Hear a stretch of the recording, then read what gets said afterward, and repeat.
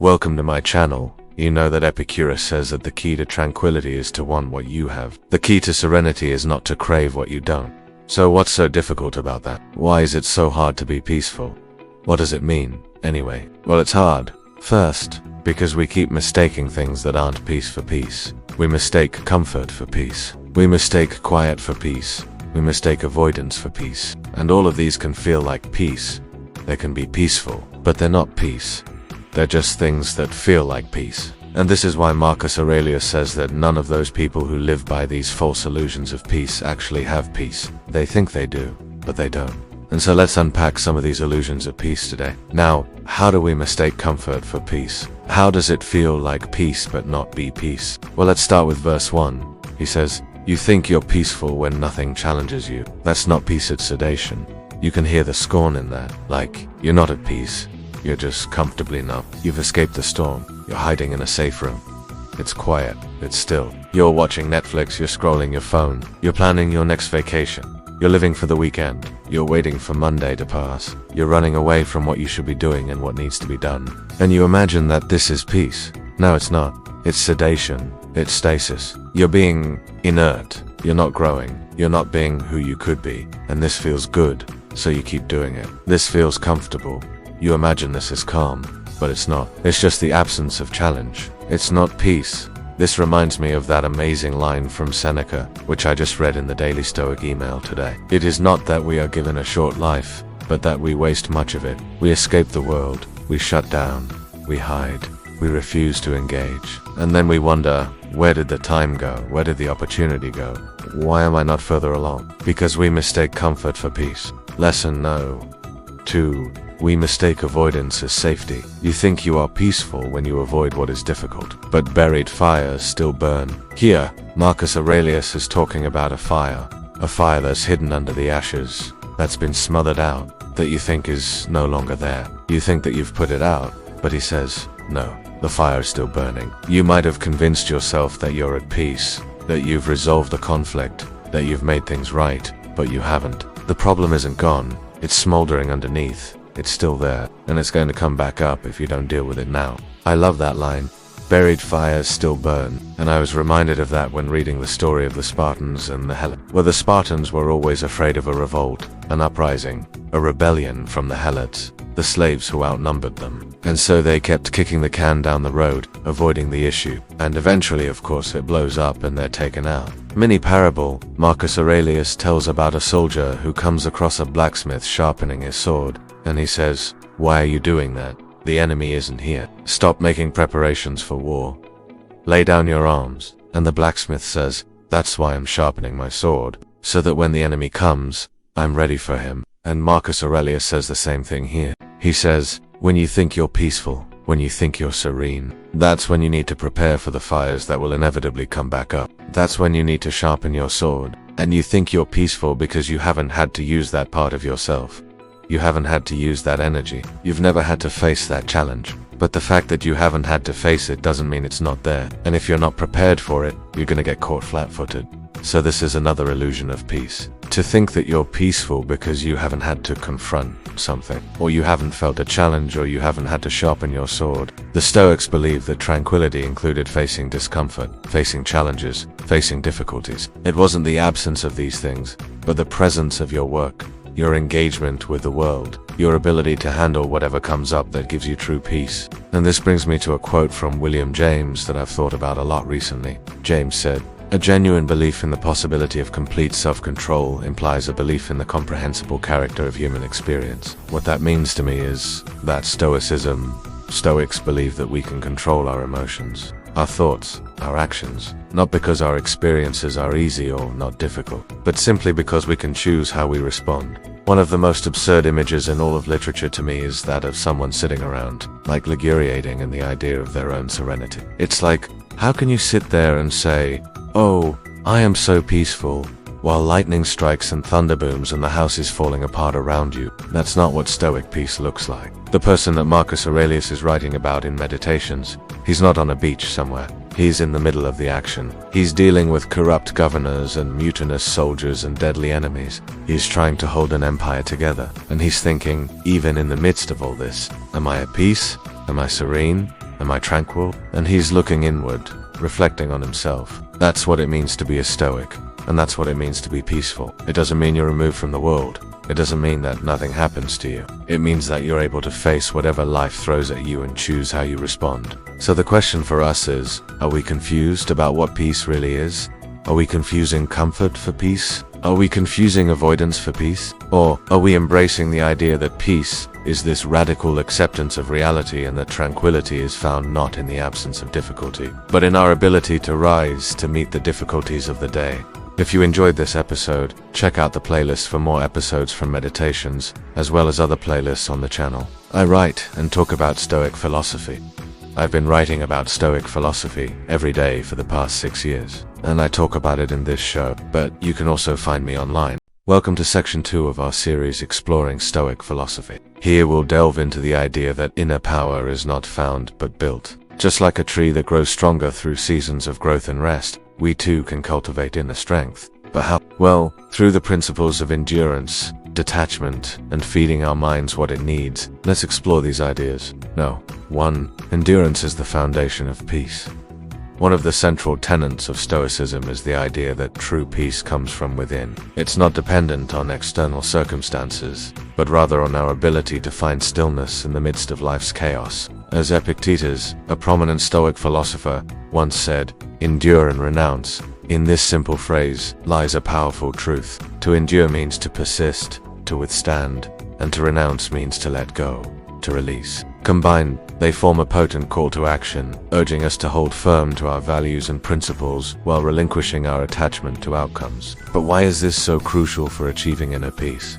In today's world, we are constantly bombarded with stimuli, with information and opinions that seek to sway us, with expectations and pressures that threaten to overwhelm us. Our minds, much like a turbulent sea, can easily be tossed and turned by these external forces. We find ourselves reacting, sometimes impulsively, sometimes destructively to situations and events that seem to have a hold on our emotions. This lack of inner peace can manifest in various ways: irritability, anxiety, a sense of being overwhelmed. It can impact our relationships, our work, and our overall well-being. But here's where the Stoic perspective offers a beacon of hope. Through endurance, we learn to anchor ourselves to our core values, to the principles that guide us, regardless of the storms that rage around us. This anchor provides stability, a solid ground from which we can navigate life's challenges without losing our bearings. Epictetus, who lived in a time marked by turmoil and change, understood this principle profoundly. His philosophy wasn't just a collection of abstract ideas, but a practical guide to living a life of resilience and tranquility. When he says endure and renounce, he isn't suggesting that we passively accept whatever life throws at us. Rather, he's calling us to actively cultivate a state of inner peace that serves as a wellspring of strength. Think of Marcus Aurelius, the Roman emperor who amidst the chaos of war and conquest found solace in writing his Meditations, a personal journal reflecting on Stoic principles. His ability to find stillness in the eye of the storm was not a product of chance, but a testament to the power of He didn't let the noise of the outside world drown out the quiet wisdom within. But how do we put this into practice in our daily lives? How do we cultivate the endurance that leads to inner peace? Perhaps it begins with recognizing that peace is not the absence of chaos, but the presence of order within. It's about creating a structure of values and principles that guides our actions and reactions. No matter how turbulent the external environment may be, it means accepting the things we cannot change, understanding what we can control, and focusing our energy where it can make a difference. In essence, endurance is the foundation upon which the edifice of inner peace is built. It's the cornerstone of our strength, allowing us to stand firm against life's challenges and emerge not just unbroken, but more resolute than before. 2. Detachment is not disengagement. Detachment is a concept that often gets misunderstood in the pursuit of inner peace and tranquility. It's frequently misinterpreted as a call to withdraw from the world, to build emotional walls around oneself, or to adopt a nonchalant attitude towards everything. However, this couldn't be further from the truth. The Stoics, particularly Marcus Aurelius, offer a nuanced perspective on this subject. They viewed detachment not as disengagement, but as a means of engagement without the baggage of undue attachment. Think of the famous line from the Tao Te Ching, "Be content with what you have, rejoice in the way things are." When you realize there is nothing lacking, the whole world belongs to you. This sentiment echoes the Stoic belief in finding contentment in the present moment, while embracing the impermanence of life. Marcus Aurelius, in his Meditations, often grappled with the complexities of desire and attachment. He recognized that our tendency to fixate on specific outcomes or situations is a source of much of our unhappiness. But he also understood that life is inherently uncertain, and that clinging too tightly to outcomes is a recipe for disappointment. This is where the analogy of holding a bird in an open palm becomes relevant. If you place a bird in a closed fist, it will panic, flailing about until it either exhausts itself or dies. But if you hold the same bird in an open palm, it will eventually calm down, realizing it cannot escape. Similarly, when we hold on too tightly to our desires and expectations, we create turmoil in our lives. However, when we learn to loosen our grip, to detach from specific outcomes while still being engaged in our pursuits, we introduce a sense of calm and clarity.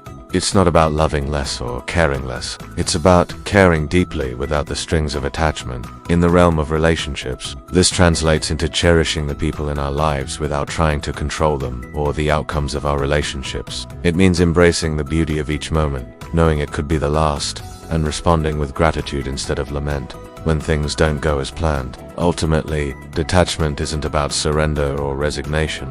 It's about elevation. It's the ability to respond to life's challenges with serenity and wisdom instead of being overwhelmed by them. Marcus Aurelius provides a quote that encapsulates this idea beautifully.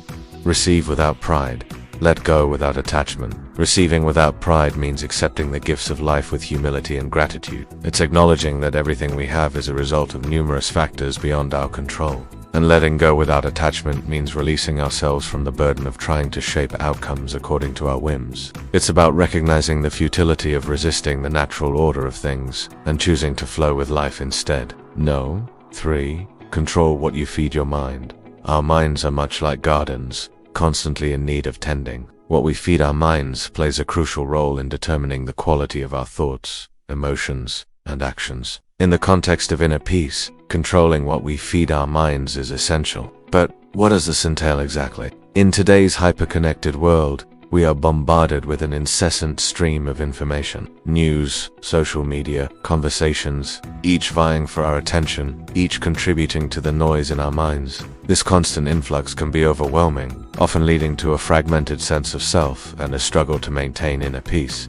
But here's the key insight from Stoic philosophy. Our reaction to what we encounter is often more influential in shaping our inner state than the events themselves. When we allow every passing thought, every piece of news or opinion to take root in our minds without discernment, we invite chaos. But when we become conscious of what we feed our minds, we reclaim our power. Think of the metaphor of a garbage in, garbage out. If we fill our minds with negativity, criticism, fear, and anger, our thoughts will mirror this, leading to a feeling of turmoil within. On the other hand, if we consciously choose to feed our minds with positivity, be it through uplifting content, engaging in meaningful activities, or surrounding ourselves with positive influences, we pave the way for a more tranquil inner state. The Stoics were well aware of this and practiced it rigorously. Marcus Aurelius, in his Meditations, often reminded himself of the importance of choosing his thoughts. He wrote, "You have power over your mind, not outside events. Realize this, and you will find strength." This is a potent reminder that, while we can't control what happens around us, we always have the power to choose how we respond internally. One way to put this into practice is through daily journaling, a habit that encourages introspection by writing down our thoughts and feelings, we begin to identify patterns, triggers, and the things that occupy our minds. This process of documenting our internal landscape allows us to confront our negativity, to challenge unhelpful thought patterns, and to cultivate a more mindful intake of information. Another powerful tool is what you might call an information diet. Just as we pay attention to the food we consume, the books we read, and the company we keep, we should also scrutinize the information we feed our minds. This involves being discerning about the news we read, the social media content we engage with, and the conversations we participate in. By consciously choosing to consume more positive, constructive, and enlightening content, we can transform the internal landscape of our minds. In essence, controlling what we feed our minds is a potent strategy for maintaining inner peace. It's about recognizing the significance of our thoughts, being selective about what we expose ourselves to, and taking proactive steps to cultivate a more positive and mindful internal environment. Just as a gardener tends to their plants, we must tend to our minds, ensuring they are nourished with the right kind of fertilizer to bear the fruits of inner peace and tranquility. And with that, we conclude this episode of our Stoic philosophy series. We've delved into the transformative power of endurance, the liberating nature of detachment, and the profound impact of what we feed our minds. Remember, inner peace is not a distant utopia, but a potential that resides within each of us. It's a skill to be cultivated, a mindset to be embraced. And with consistent effort and the guidance of timeless philosophies like Stoicism, this inner peace becomes not just a goal, but a way of life. If you've enjoyed this episode, please give us a thumbs up and share it with those who might find solace in its wisdom. As always, thanks for joining me on this journey of exploration and discovery. Until next time, let the words of Marcus Aurelius serve as a guiding light. Waste no more time arguing about what a good man should be. Be one. You can't achieve peace by avoiding what makes you upset. Real peace comes from confronting that which upsets you and overcoming it. So in this section, we're going to learn how to confront our chaos. We're going to learn how to dismantle the mechanisms of fear that drive our anxiety. And we're going to see how anger is actually a weakness if we allow it to consume us. Lesson: no, don't run from chaos. When Marcus Aurelius was fighting in the harsh and brutal winter of the Antonine Wars, he would say to his men, "If it's human, it can be endured." In other words, anything that life can throw at you, you can get through. This Stoic idea is captured in a book called Meditations, which is the private diary of an emperor. He wrote these thoughts and ideas down so he could remind himself of them while he was out there in the battlefield. And he would write things like, "Very little is needed to make a happy life. It is all within yourself, in your way of thinking." So what is this idea about not running from chaos trying to teach us? Well, real strength, according to the Stoics, emerges when we are confronted with some sort of difficulty or some sort of chaos. The Latin word for chaos is, and the Stoics believe that our true virtue emerges when we face and overcome when we face and overcome that disturbance. Now, in this book, there's a story about Lucius Annaeus Seneca. Now, you may know him as the contemporary of Marcus Aurelius, but he also served as a tutor to the infamous Nero, who became one of Rome's most reviled emperors because he burned much of Rome to the ground and persecuted Christians. But early on, Nero was actually seen as this great hope for Rome. He had inherited this vast empire from his father, and he was going to rule it alongside his mother. But then something terrible happened. His mother and his grandmother both died, and Nero was left alone to rule this massive empire. And according to the letter that Seneca wrote to a friend of his named Lucius, he says that Nero at this moment was really struggling. He didn't know what to do. He felt like he wasn't up to the task, and he was really sad. So Seneca said, "Hey, maybe you need some time away from all this responsibility. Maybe you should take a break." So the two of them planned this little trip.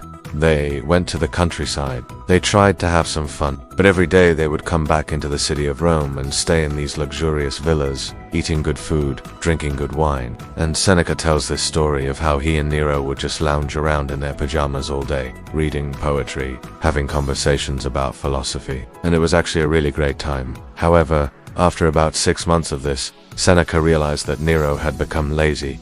He'd become depressed, and he was still in his pajamas. So Seneca decided that it was time for him to go back to the city and get to work. He told Nero, "Look, man, I think it's time for me to go back to Rome," he said. "But you need to come back to, you have to start doing your job." So Nero came back with him to Rome, and he announced to everybody that he was officially taking over as emperor. So here's my question for you. What did Nero do? In that moment when he came back to Rome, was he stronger or weaker than he was before he went away with Seneca?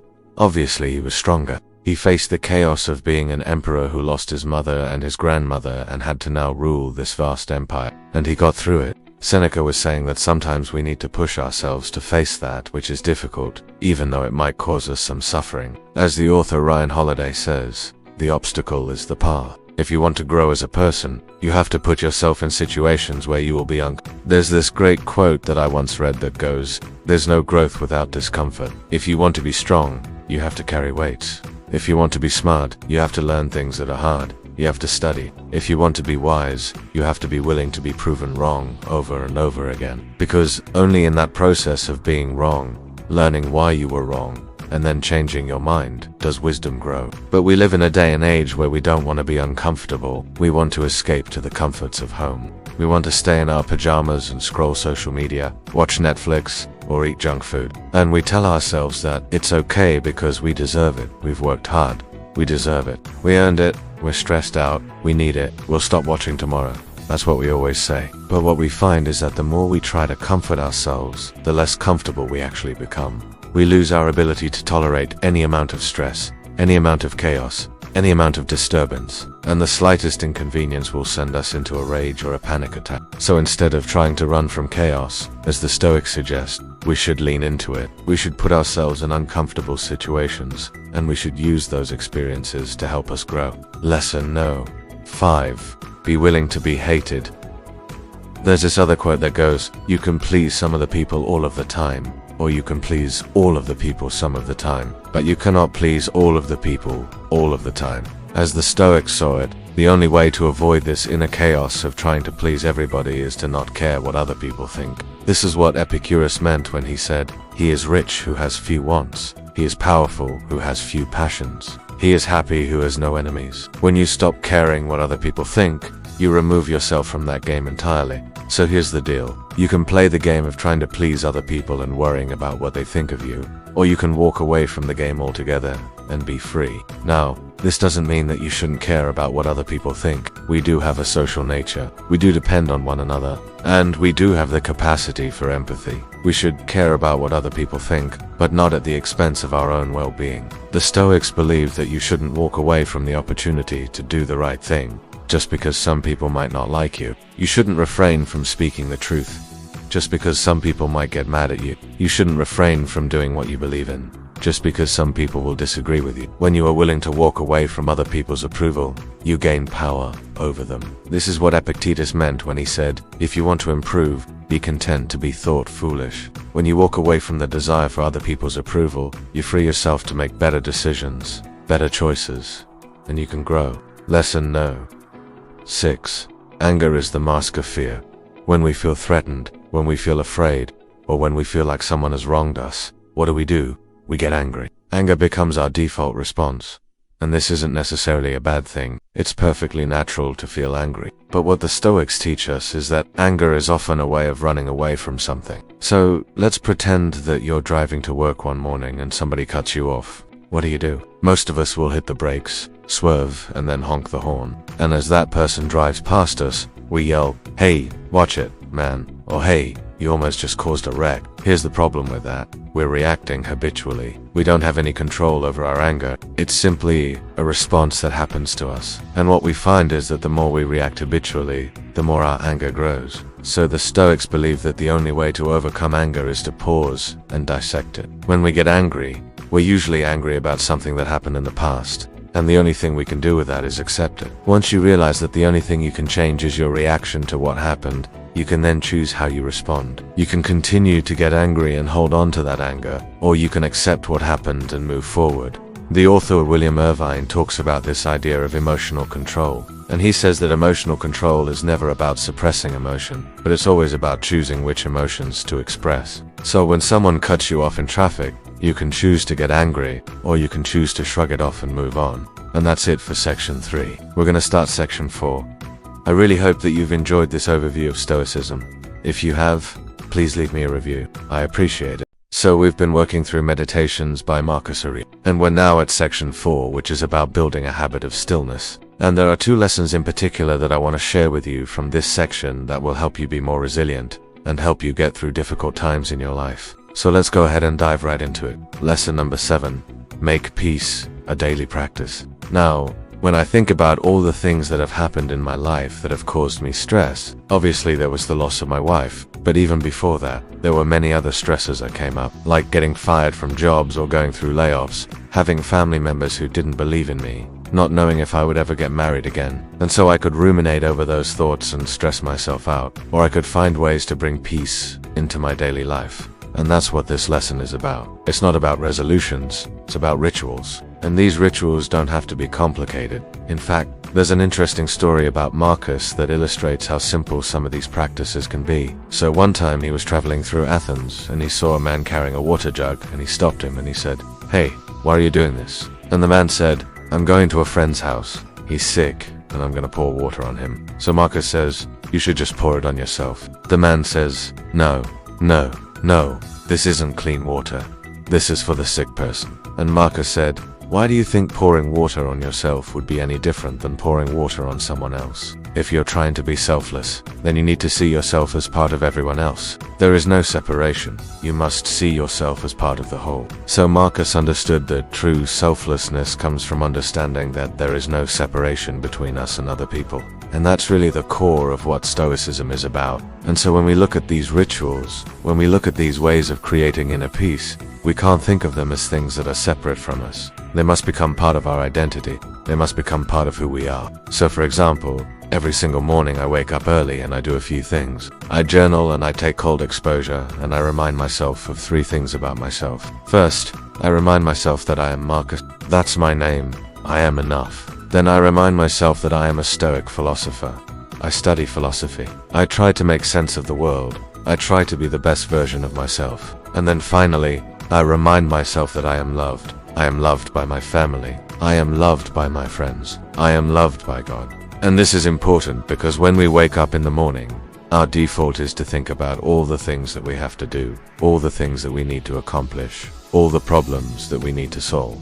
And if we don't consciously remind ourselves of who we are, if we don't remind ourselves of our values, of the things that matter most to us, then we will start to believe that those things are not important. So the ritual is simply reminding myself of these truths about myself. It doesn't take very long. It takes maybe 90 seconds, but the impact it has on the rest of my day is profound.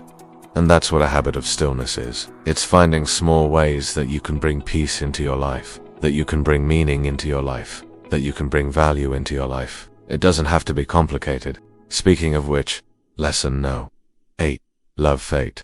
In Latin, it's called amor fati, and this is one of the most beautiful lessons in all of Stoicism. So often we try to escape what we don't want to face. We run from our pain. We try to distract ourselves. We try to fill the void with things like shopping or food or social media. But the Stoics believed that the key to happiness is learning how to be at peace with whatever happens in our lives, good or bad. In fact, Marcus says in meditation that we should never ask for things to be different. Instead, we should always ask for ourselves to be different. We should always ask for more wisdom, more resilience, more strength. Because whatever happens in our life, whether it's pleasant or unpleasant, depends on how we choose to interpret it, depends on the lens through which we choose to view it. And so if you want to build a habit of stillness, if you want to learn how to be more resilient, if you want to learn how to find peace in a chaotic world, then you have to practice loving fate, practicing accepting everything that happens as part of your journey, as something that is meant to happen, something that you can grow from. And that doesn't mean that we shouldn't try to change the world. Of course, we should try to make the world a better place, but it does mean that we shouldn't resist what we can't control. We shouldn't fight against reality. We should accept reality and then work to change it. There's a great story about the Greek philosopher Cleon. He was a student of Zeno, the founder of Stoicism, and he became the leader of the Stoics after Zeno died. And one day he was walking through Athens and some people said, "Hey, you used to be pretty wealthy, right? What happened? Where's all your money gone?" And he said, "I lost all my money, gambling." So they said, "Well then, you should stop gambling." And he said, No, I won't do that. Gambling is fate. It's part of life. Everything that happens is fate. We should accept it. And they said, "Well, then you must be really poor." And he said, "No, I'm actually rich. I have all my health. I have all my friends. I have all my students. I have everything I need." And then they asked him, "Well, what about your old life? What about the things that you used to have?" And he said, "Those were never mine to begin with. Nothing is ever truly ours. We can only hold it for a little while. And the longer we hold on to it, the more we suffer. Let go of it. Accept what is happening and move forward." That's what we see in nature all around us. When I look out the window, I see the falling rain. I see the dying leaves. I see the changing seasons. I see the cycle of life and death and rebirth. And I realize that everything changes. Everything eventually comes to an end.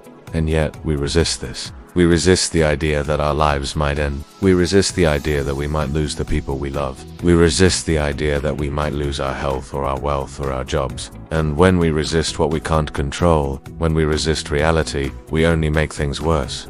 The Stoics believe that the key to happiness is learning how to be at peace with whatever happens in our lives, good or bad. And so if you want to be more resilient, if you want to find peace in a chaotic world, then you have to practice loving fate. You have to learn how to accept things as they are, as they happen, and then focus your energy on what you can control, on what you can change. And that's what it means to be a Stoic. If you enjoyed this video, make sure you check out this playlist right here of other videos on Stoic philosophy and the art of resilience. And if you want to learn more about how to be happy, make sure you check out this video right here. Thank you so much for watching, and I will see you in the next video. Hello friends, welcome back to the channel and section V of our 12 Virtues of the Stoic series. And in this section, we're going to talk about how to achieve a sense of inner peace and stillness that nothing outside of us can disturb. So grab a piece of paper, get ready to take some notes, and let's jump right into it. Lesson number 9. Your identity is not your pain. In psychology, there's a term called self-fulfilling prophecy. So what happens is you tell yourself something so many times, eventually you start to believe it. And one of my favorites is from Carl Jung, who said, "The superior man, therefore, is he who has the courage to be himself in a world which is dominated by the desire to be like everyone else." The Stoics would say, stop narrating life around suffering because suffering is inevitable. But how you choose to narrate it, whether you choose to see it as an opportunity for growth or just a simple fact of existence, that's up to you. Marcus Aurelius says, what doesn't benefit the hive doesn't benefit the bee. What's benefiting you by stressing about all the stuff you can't control? Instead, when things don't go your way, instead of lamenting, why is this happening to me? Try asking yourself, what am I learning from this? By choosing to adopt this mindset, you will no longer see obstacles in your path, but instead opportunities to practice virtue and get better at life. So write down the quote, "He is a wise man who does not grieve for the things which he is not, nor does he anxiously look forward to the things which are not yet in existence. He is glad to make the best of what is before him." Epictetus. Lesson 10. Death is the ultimate filter. I know this sounds kind of morbid, but the Stoics believed that thinking about death regularly could actually help you live a better life. It's called memento mori. You might even want to get a tattoo of one. This Latin phrase literally translates to "remember you will die." The idea is that since you're running out of time, why waste it on things that don't matter? Seneca says, "No man is truly free who is not master of himself." If you feel like you're wasting your life, maybe it's because you're not living according to your own values and principles. So ask yourself, are you living your life the way you want to? Are you being true to yourself? Or are you just going along with whatever everyone else wants? If you realize that you're not living the life that you want, then it's time to change things up. According to the Stoics, the key to peace is realizing that none of us will live forever. We're all gonna die. It's gonna happen to all of us. And the sooner you accept that, the better. Marcus Aurelius says, every human being is mortal. Once you realize this, you stop fretting about what you don't have. Put your house in order. How do you put your house in order? Well, the Stoics believe that it starts with accepting the reality of death. When you really understand that life is short and you only have so much time left to do the things you want to do, you won't waste any more of it. For the Stoics, this realization brought peace. They knew that they were going to die, but they didn't worry about it. In fact, they embraced it. Marcus Aurelius wrote in Meditations, "Think of how many great men have died, how many millions of other people have lived, suffered, and been happy and flourished, and then died. You too will die." I have a meditation for you. Next time you're feeling stressed or anxious, take 10 slow breaths. As you inhale, think, "I am alive." As you exhale, think, "All things pass." Repeat this until you feel calm and at peace. Recap. Let's quickly recap the 12 lessons of this section. First, we learned that we must embrace the present moment and focus on what we can control. Second, we learned that fear is often irrational, and we shouldn't let it dictate our actions. Third, we learned that we shouldn't judge ourselves or others. Fourth, we learned that we should be honest and sincere in our thoughts and actions. Fifth, we learned that we shouldn't dwell on the past. Sixth, we learned that we should live according to nature and not against it. Seventh, we learned that we should strive for excellence in everything we do. Eighth, we learned that we shouldn't be attached to external things. Ninth, we learned that our identity is not our pain. 10th, we learned that death is the ultimate filter. Now I've given you a lot here today, and if you keep all of this in mind, it will dramatically improve your quality of life. But beyond all of that, beyond all of these 12 lessons, I want to offer you one big takeaway. You don't find peace by avoiding the world. You find it by becoming stronger than its chaos. The Stoics weren't trying to build walls around themselves to keep the world out. They were building bridges to bring themselves to the center of it. Their goal was to become part of the world they wanted to live in, not escape to some fantasy world where nothing bad ever happened. So, my challenge to you, my friend, is to try one Stoic habit for 30 days. Don't judge your progress, just observe it. If you want to learn more about Stoicism, check out my channel. And now for the which lesson from today's video made you uncomfortable? That's probably where your growth is. So let me know down below. If you enjoyed this video, please hit the like button. Comment below with your favorite Stoic quote, and share this video with a friend. If you haven't already, please subscribe to the channel and ring the bell so that you get a notification every time I post a new video. I post every single Monday. Check out my other social media channels for daily inspiration. I'm also available for one-on-one coaching. You can learn more about that through the link in the description below. Thank you so much for watching. Have a great day, and I'll see you next time. And a big thank you to our supporters. Your support helps me to keep producing these videos. If you'd like to join our growing community of supporters, you can click the link in the description.